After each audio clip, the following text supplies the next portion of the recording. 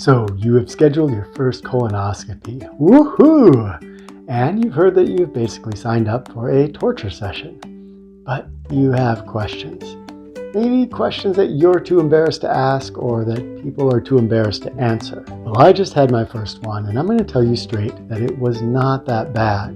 However, it could have been bad if I didn't have the tips and tricks that I'm going to share with you in today's video. So if you're okay with talk about poop, wiping your butt, and other such delightful topics, let's dive into this video that's going to help you breeze through your first colonoscopy.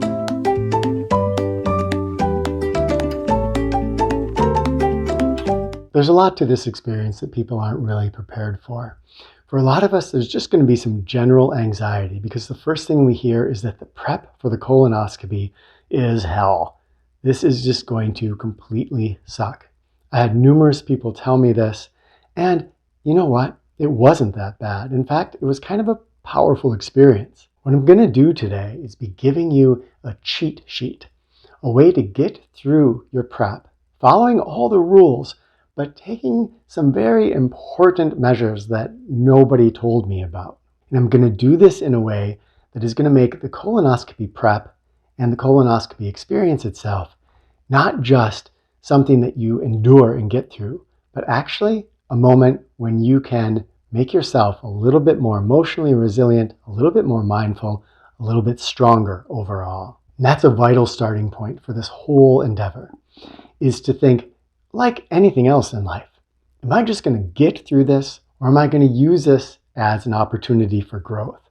This is a golden opportunity because, again, there's a lot more to this than people think on the surface. It's not just about what you drink and going through the steps. One thing a lot of people don't cover is that we're getting a cancer screening when we do this. And that can add, on top of everything else that you're doing to prepare for this, a lot of fear and anxiety of what your test results are going to be. One thing that can help with this is reassuring yourself a little bit. The way that the colon cancers work is that they're usually very slow growing. So this test is designed to catch them early and to be preventative in nature. I was looking at a DNA test where I could have just sent in a stool sample. Wow, so much easier. But that only detects cancer if it's already there. What they're doing when they go in with a colonoscopy, as you probably know, they're looking for little polyps, little growths that are the beginning stages before something becomes cancer. They can remove those and prevent possible future cancers. And that doesn't necessarily help us with feeling pretty anxious about what our results are going to be. Key here is learning to put our mind where we want it to be. Our mind's going to go on runaway. And when we talk about all the rest of the prep here and the experience of the colonoscopy, our mind will go crazy on us and do all sorts of things to essentially sabotage us. So we have an opportunity here and in many other aspects of life to start to develop more control over what our mind is doing. As you're getting closer and closer to your colonoscopy, you're probably going to get this opportunity. Your mind will say, what if, what if? And what we're doing here is just training our mind and saying, what if, and then we're putting it to a different task. This is a simple mindfulness practice of switching our mind's task. When it's on runaway, we just switch it over to something else. It will go back to the runaway, and then we bring it back over and over again. Be reassured that even if you spend the entire time worrying about whether they're going to find cancer or not, you at least are developing some mindfulness practice. The chances are they're not going to find something, and then you will have developed a little bit stronger of a mind as you prepared for this procedure. All right, the worst part about this is going without food.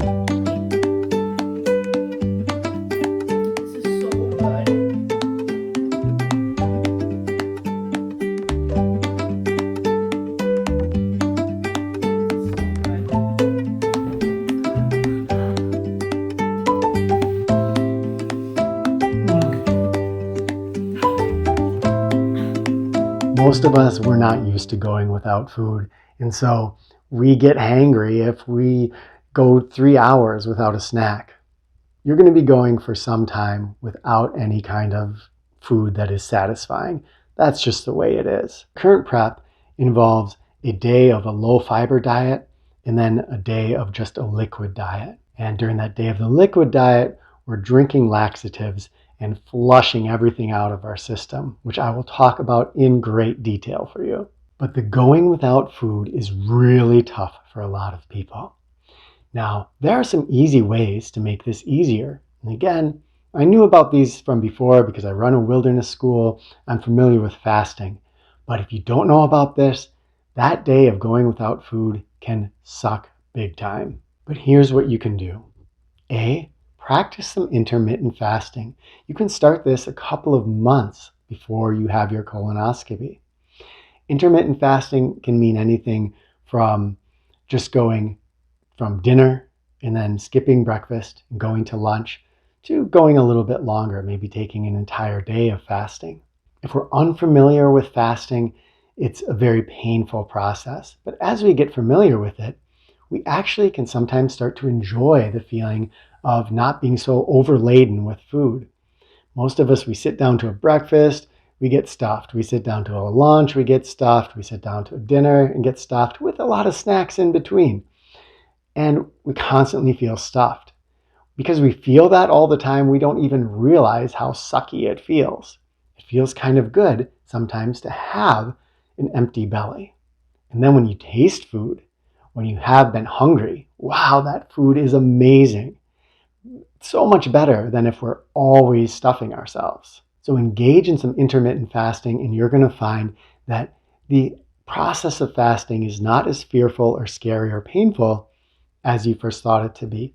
Like any new practice, the first time you do it, it's probably going to suck. But as you move along and you do it, you're going to gain a superpower. What's that superpower? Well, everybody around you, they can't go for more than 3 hours without collapsing if they haven't had food. You can say, oh, this meal is optional for me.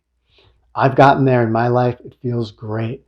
If I am doing some task and there's not going to be any lunch and I'm not going to get any dinner, no big deal. I'll make up for the calories tomorrow. But when I didn't have that power, I was ruled by food and needing to keep to a very strict schedule of eating. Otherwise, I would get feeling terrible and feeling hangry. Hangry is another thing that is a sign to us. Because if we get hangry, it probably means that we're sugar and carb addicted. I'm talking about these simple carbs that spike our blood sugar, and we get used to that need to have that spike over and over and over. So in addition to the intermittent fasting, what you can do is reduce your sugars way down. Again, you can start this about a month before your prep. When we are not sugar addicted, it's pretty easy to fast. Honestly, because I have a low sugar and I don't eat a lot of carbs. I'm not keto or anything. I just don't eat a lot of junk. Because I'm not so addicted to sugar, if I have to skip a couple meals, it's easy. If I'm eating a lot of sugar, I kind of fall back into that sugar. Then I really need that food and I start to feel low and not so great if I skip even one meal. So cutting out sugar is going to make it so much easier. And you know what? It's going to be good for you overall. It's going to be good for your health. It's going to reduce your chances of cancer further on in life. Now, the 2 days before you're going to be eating that low carb diet, if you got your doctor's thing that tells you what to do, they're going to have all kinds of junk food that you can eat on there. Don't eat the junk food. Stick to clean proteins and the other healthy options on there, because that is going to keep you fueled and prepared for the next day instead of loading on a bunch of junk food that is going to make you feel really sucky the next day when you have to go onto your liquid diet. So choose really good options. I ate chicken. I had some leftover turkey because it had been Thanksgiving just a few days before, and had mashed potatoes and gravy from the Thanksgiving. There's probably going to be a lot of things that you can't eat that you're used to eating. I love to eat vegetables and really couldn't eat vegetables that day, but I just made up for it by consciously choosing my diet that day, what I was going to eat, and having stuff there prepared for me. Then you go the next day into the all liquid diet.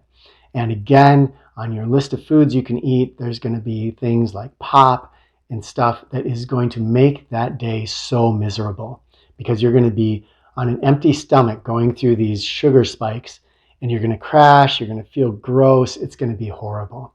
Instead, again, make wise choices.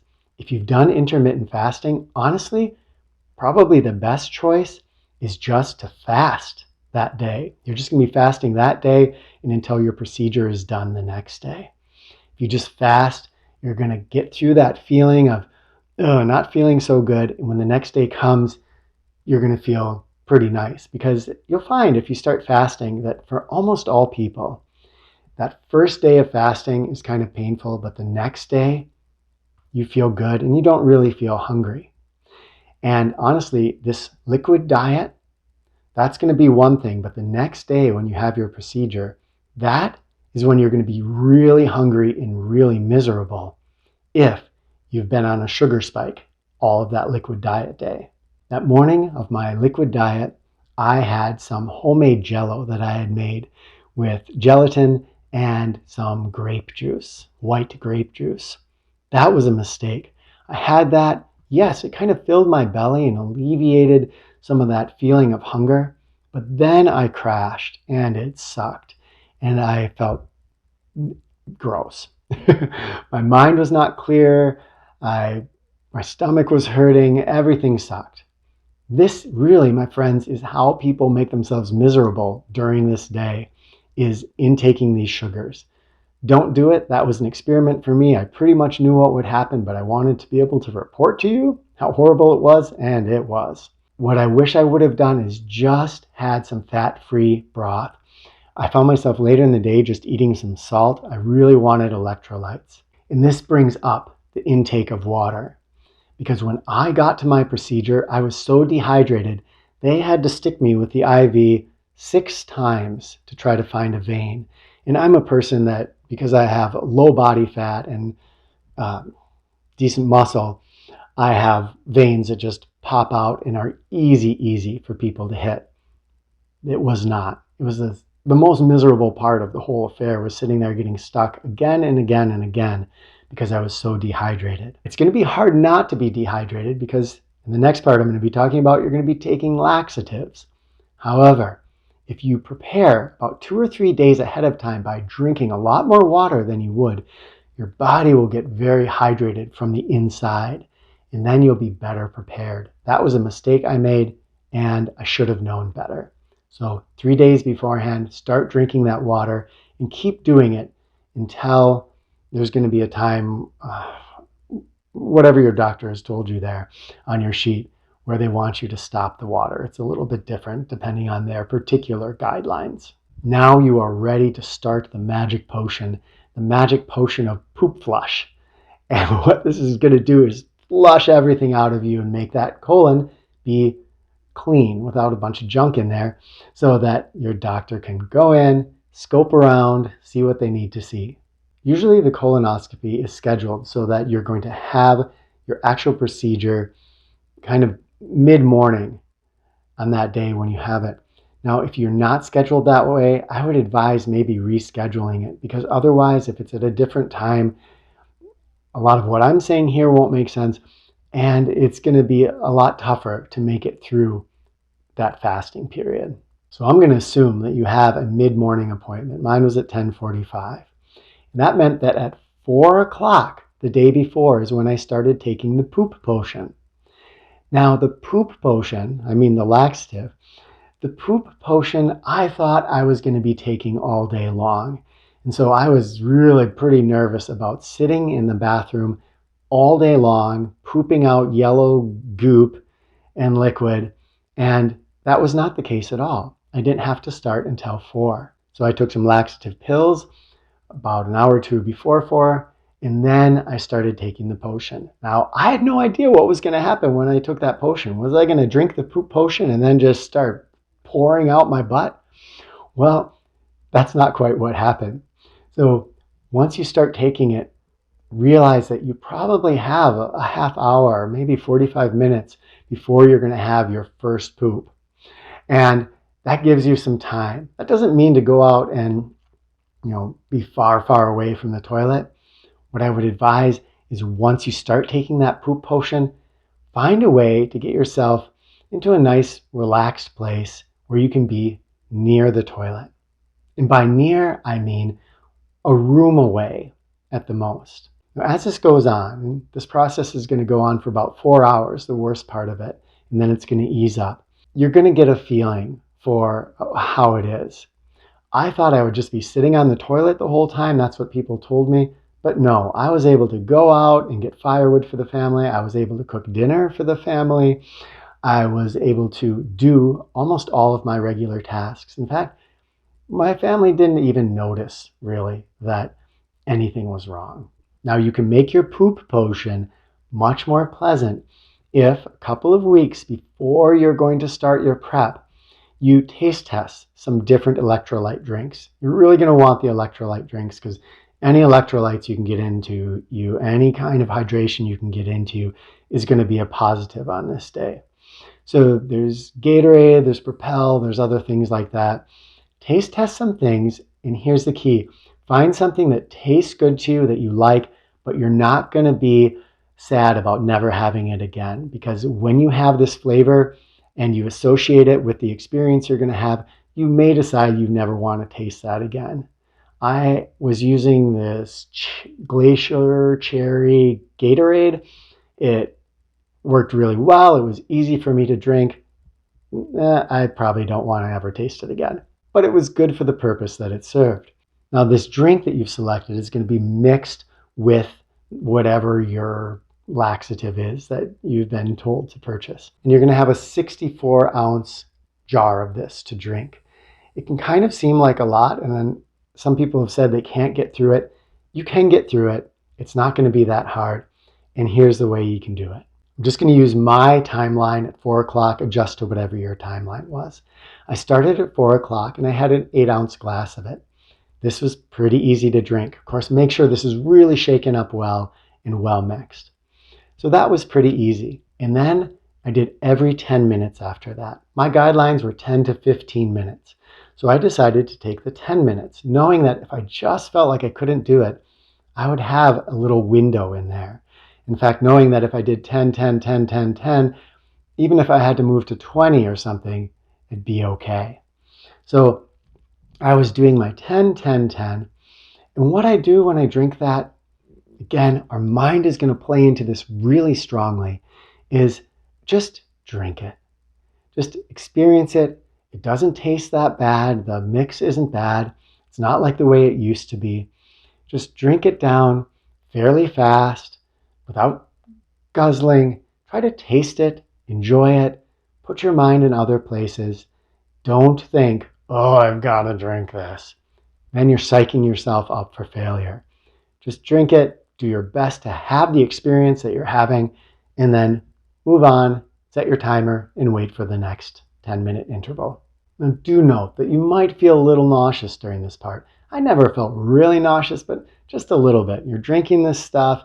I don't like, I just drink water and milk and whole foods. So to drink Gatorade was kind of sucky in the first place for me. It might be easier for you if you drink pop or things like that have a lot of flavoring in them. So I was just drinking that, and yeah, I felt a little nauseous, but never terrible. And I just kept putting my mind to other things. Now, when I say other things, you can have all kinds of things going on here. You can be reading during this time, sitting in that room next to the bathroom, or just sit on the toilet if you want to. You can have a movie going. You can be doing a task. I would advise you, because you have this moment, to seize this moment. And instead of just distracting yourself with a movie, for instance, to put yourself into a place where you can be doing something a little more conscious. Maybe you're a wood carver, or you practice a bushcraft skill, or you play an instrument. Do something that occupies you, but that is not just mindless.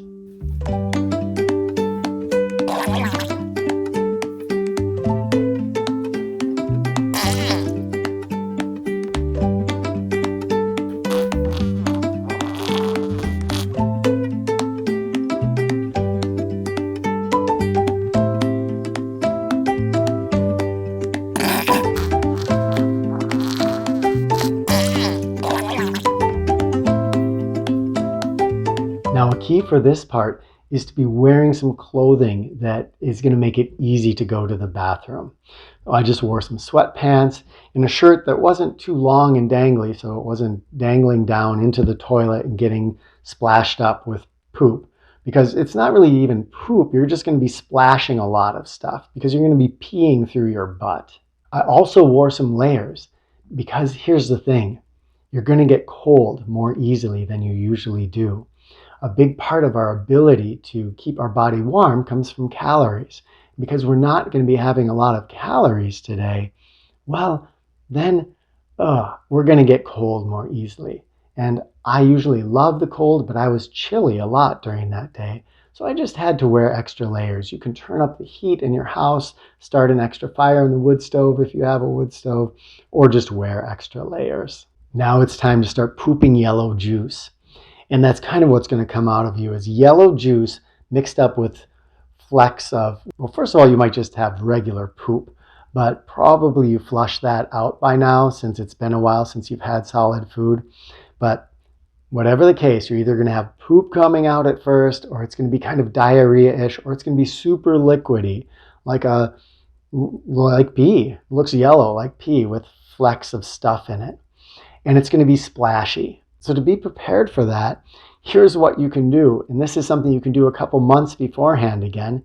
And it's going to make so much difference on this day. That is to get a bidet. If you don't know what a bidet is, it's a little water squirter that sits on the back of your toilet. And when you push the button or flip the little lever, it's going to squirt water up right into your butt and clean your butt. So here in the United States, we don't usually have bidets. We just use toilet paper and smear our poop around our butt, and it never really gets clean. The bidet will actually get you clean, and you'll probably find if you bring one into your life, it's really hard not to have it there because you get used to actually having a clean butt instead of a smeary, poopy butt. But it's really going to be important today because, and don't worry, I'll tell you what to do if you don't have a bidet, but because you're going to be wiping a lot. And what that means is that your anus is going to start to get really tender. And you're going to wipe and you're going to wipe and wipe and try to get clean. It's going to be splashing up and hitting underneath your butt. If you're a guy, it's going to get on your scrotum. It's just going to splash, splash. And you're going to be constantly wiping and cleaning and rubbing yourself raw down there. If you don't have a bidet, here's the key. Don't wipe, just dab. Most of this is going to be liquid. And if you just dab, like just touch, touch, touch as you wipe, then you're not going to be rubbing yourself raw. That being said, it's going to be much nicer with the bidet because with the bidet, you're just going to dab a little bit. You're going to turn on the bidet and that's going to clean you off, and then you can dab a little bit more. If you don't have that bidet, you're going to be dabbing, dabbing, dabbing, dabbing, dabbing, and it's really tempting then to do a little wiping.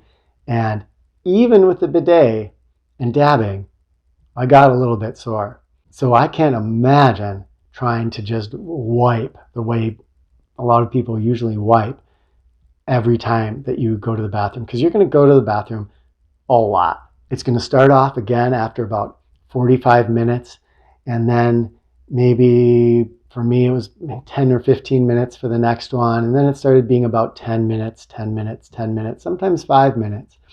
And during the worst of it, it was really probably every 5 to 10 minutes. And you just will be sitting there, you're going to feel an urge, you're going to go, and then all that yellow liquid is going to come out. Pretty soon it's only going to be yellow liquid. There's going to be no flecks in there at all. Now some people are worried that they're just going to explode out their butt and make a mess on the chair as they're sitting there reading their book or doing whatever. I can't say, that's going to depend on your sphincter strength and such and your bowel control. For me, there was never a problem with that. I could always tell about a minute beforehand, oh, I have to go. I could walk there safely and there was no dribbling or other mess. I could sit down and go. If you know that you don't have that good of bowel control, you're probably going to want to be on the toilet the whole time and not going and getting firewood for the day as I did. Now here's a tip that is going to make a huge difference as you're flushing out your system. And that is to sit so that your feet are up in a partial squat position. We humans weren't really meant to sit in a chair position when we poop. And when we do that, everything is kind of squished up and we don't flush stuff out completely very easily. When our feet are up and we are in that squat position or closer to that squat position, stuff just flows out so nice. And when that happens, there's going to be less visits. And that means less wiping, and that means less rawness. So we want to get our feet up. And you can do that by just getting a stool down there. You can get an official Squatty Potty, whatever it's going to be. We have this stool that we bought, and we use it as our Squatty Potty. It makes so much difference, not only during this, but whenever you're going to the bathroom. You will find that just bringing your feet up a little bit, setting them on something, will flush your body out, and you will retain less goop up inside your butt every time you go to the bathroom. As you're going through this, again, it's going to be probably maybe 4 hours or so, and then it's going to be getting towards bedtime. And as you get towards bedtime, then things are going to slow down a lot. Not completely. I'll get to bedtime in a second. But during this period, you might also start to feel kind of hungry. I didn't, because you're intaking so much liquid that, you're not feeling super hungry. But when you're done with that liquid, because that only takes a little while, and then you're just sitting there flushing, you might start to get hungry again. Here's a little trick if you're just feeling beaten down by the hunger. That is to imagine that, no, you're not just fasting until the next day after your colonoscopy. You are fasting for 20 days. Settle into it, give up on food, and experience it. Now, you can play with this because this is a time that you can develop some pretty strong willpower points. Every time we utilize our willpower, we build our willpower a little bit. And so here's your chance. You're going to have a choice if you live with other people, whether you want to sit down to dinner with them or you want to just go away for a walk while they are eating. I chose to actually cook and to sit down and eat with my family. Not eat with them, but sit there and not eat. And there's a magical thing that can happen here. You can sit there and you can look at that food and go, oh, I wish I could eat. Oh. Or you can run away from the experience, or you can soak into it. So by soaking into it, here's what I did. I looked at their food. I appreciated the way it looked. I smelled it. I appreciated the smell. I had gratitude for the scent of this delicious food that they were eating. So I got to sit there and have a positive experience. But it was positive only because I was enjoying the sensations I was having. If our mind tries to go to what it doesn't have, well, I can only smell it. I want to eat it. And then we want to eat it. That changes how our mind looks at that situation. And this is, again, a powerful tool for all of life, because so often we go through life wanting the things we don't have instead of appreciating and having gratitude for the things we do have. This is your moment as dinner comes up that night. If you have other people living with you and you will have flushed a lot of stuff out, you probably can go down and sit in wherever you guys are eating and try to appreciate the food that you're seeing in front of you, however you can with any of your senses without eating it. The one thing I would advise you against is your mind starting to really dwell and think on the food. Then you're going to torture yourself and it's going to suck. So just as we did in the beginning with that anxiety, we're going to take our mind whenever it starts to think, oh, I wish I could have pizza. And we're just going to gently put it somewhere else. Wow, look at the clouds today. They're beautiful.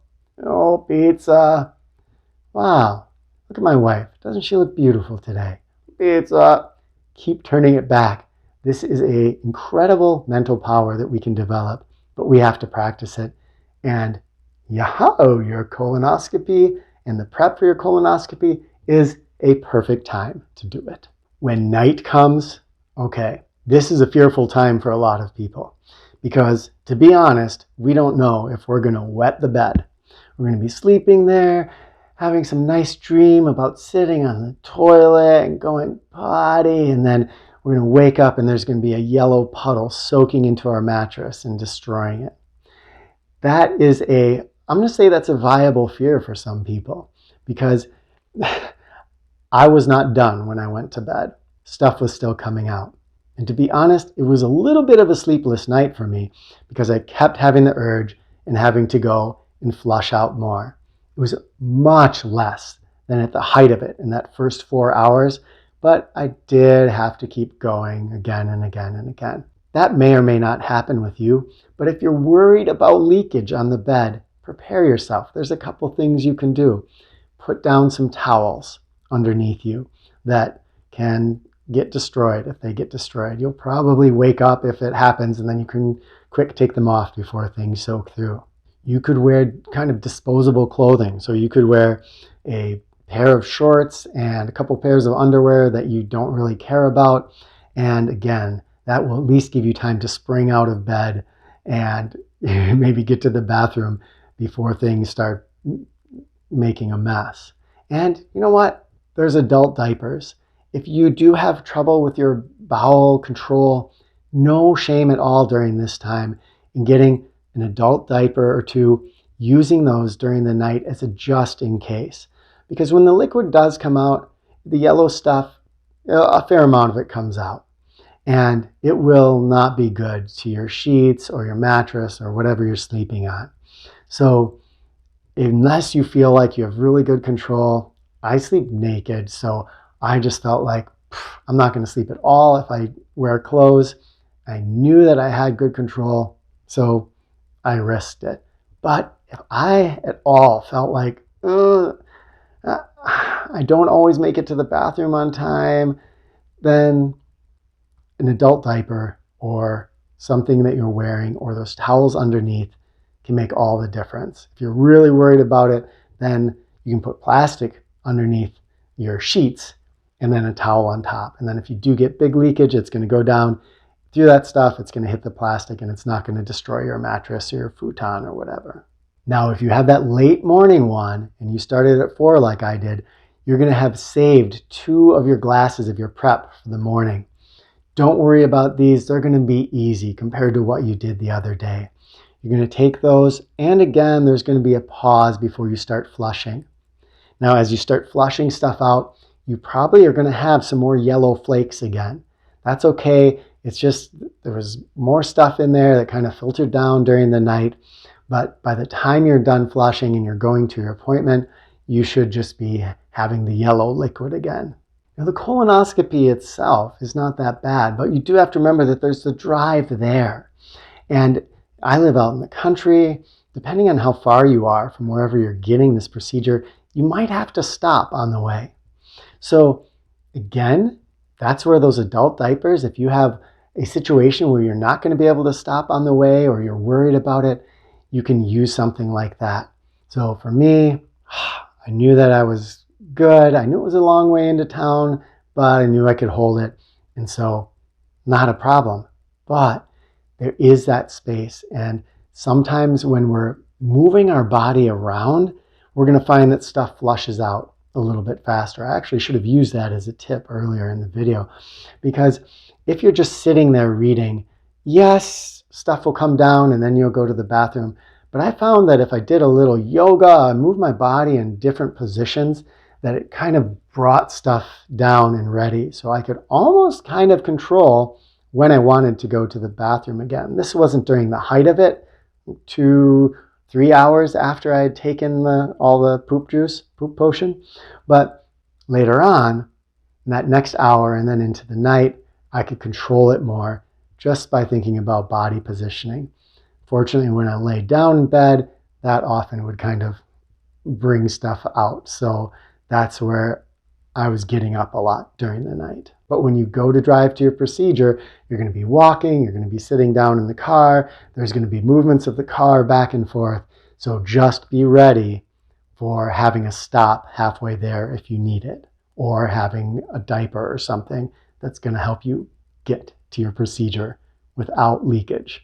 I really debated what to do about sedation, because part of me wanted to do no sedation so I could report to you all what the experience was like, but most of us are going to get sedation, and it's usually a conscious sedation.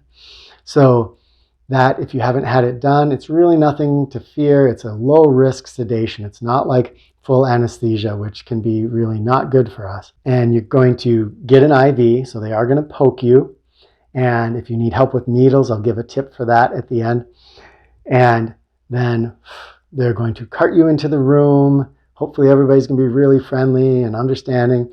And then you're going to be sitting there talking to people. The next thing you know, you're asleep. And then you wake up back in your room where the nurse was originally seeing you and put the IV in. You'll feel a little bit groggy, but not super groggy. So I could get up, and my wife was there and she took me home. I remember most of it. There's a drug that you may be given that can create a retroactive amnesia, so you will forget much of your procedure.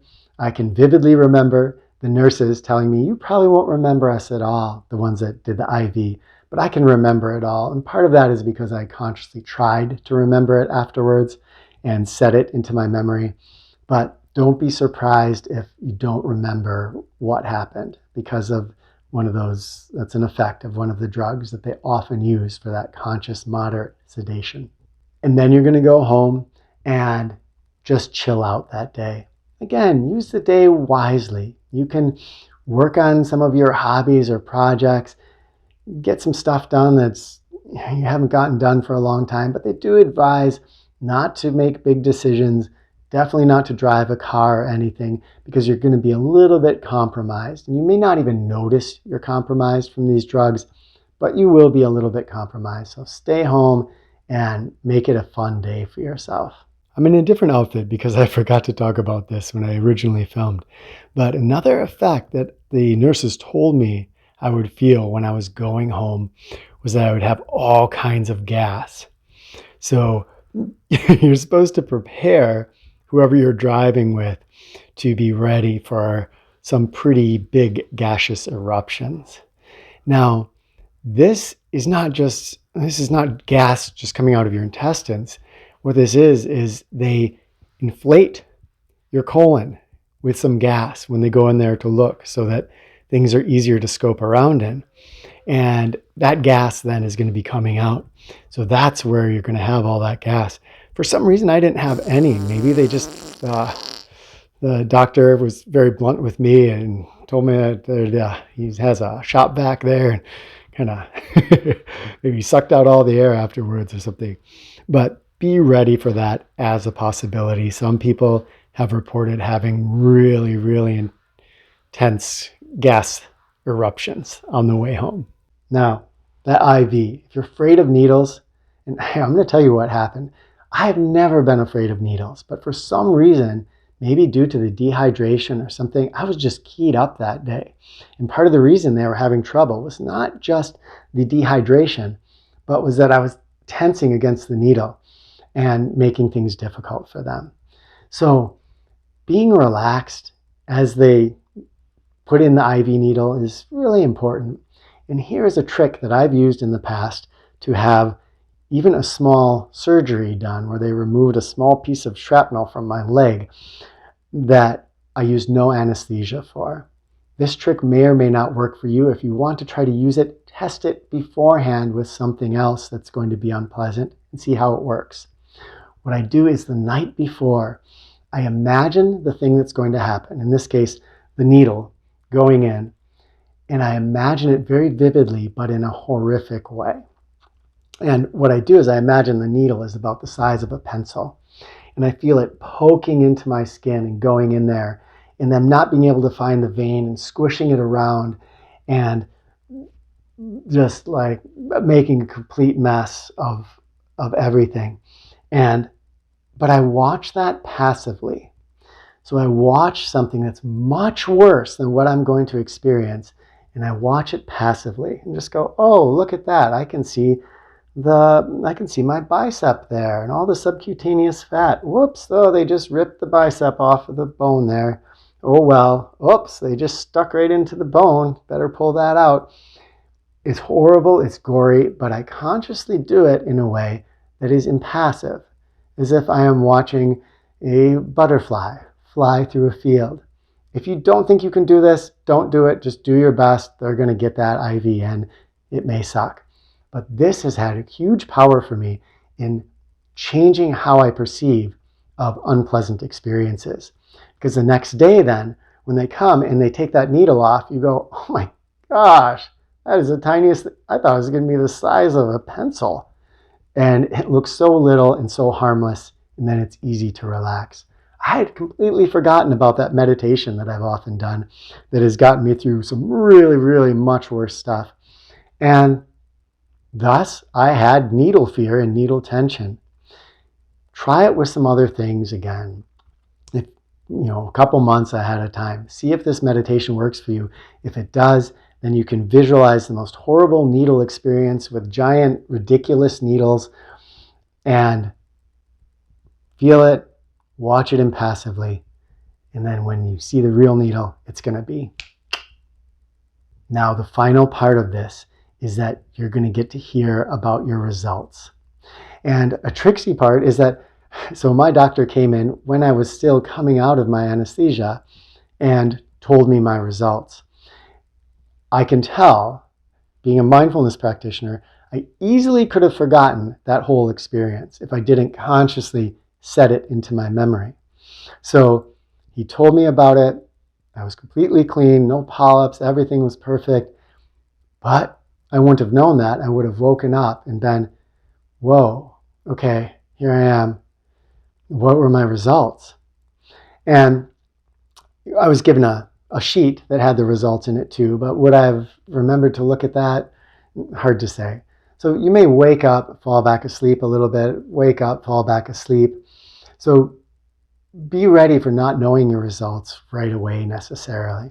You may find them on a sheet, or you can always just call in, the little buzzer and see if the nurse can send the doctor in again to explain to you. This is always a scary part, my friends, because, we're all probably a little bit fearful of getting diagnosed with cancer or something else. Just remember, this is a preventative test, and the world throws us all kinds of curveballs. There's an old Zen saying, who knows what is good or bad? And I have a video for that. Maybe I can remember to put that up here. Just watching that video can change your whole perspective on life. Because yes, hearing that you have cancer could be a terrible thing, but it could just change your life in ways that you never foresaw and make it so that you become a much happier, more joyful person in the end. If we just remember to be open to life and whatever experiences it brings, and we meet those with curiosity, then over time, we can learn not to worry about the future. When our mind is going, oh, what if I have cancer? What if I have cancer? Again, we just turn it gently back to something else. Because you know what? We'll find out when we find out. And when we find out, then we can deal with that situation. And we can deal with it in the most positive way possible. Our minds, no matter what it is, cancer, finances, world politics, or wars, our mind can come up with 1,000 scenarios. And we can sit and prepare for those scenarios, most of which will never happen. But the best preparation we can actually do is to learn to just turn our mind to where we want it. Then if a negative situation does come up, you're not going to be in panic and anxiety because you're going to have that ability that you've developed to turn your mind where you want it to go. This is such a powerful practice, and if there's nothing else you took from this whole video, then hopefully you took that, remembering the power of that simple mindfulness practice.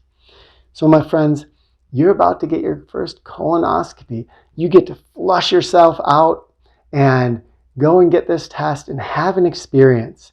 And you'll be able to tell other people what your experience was like. So when somebody else, a friend of yours, is afraid of going through this, you're going to be able to sit down and be there for them.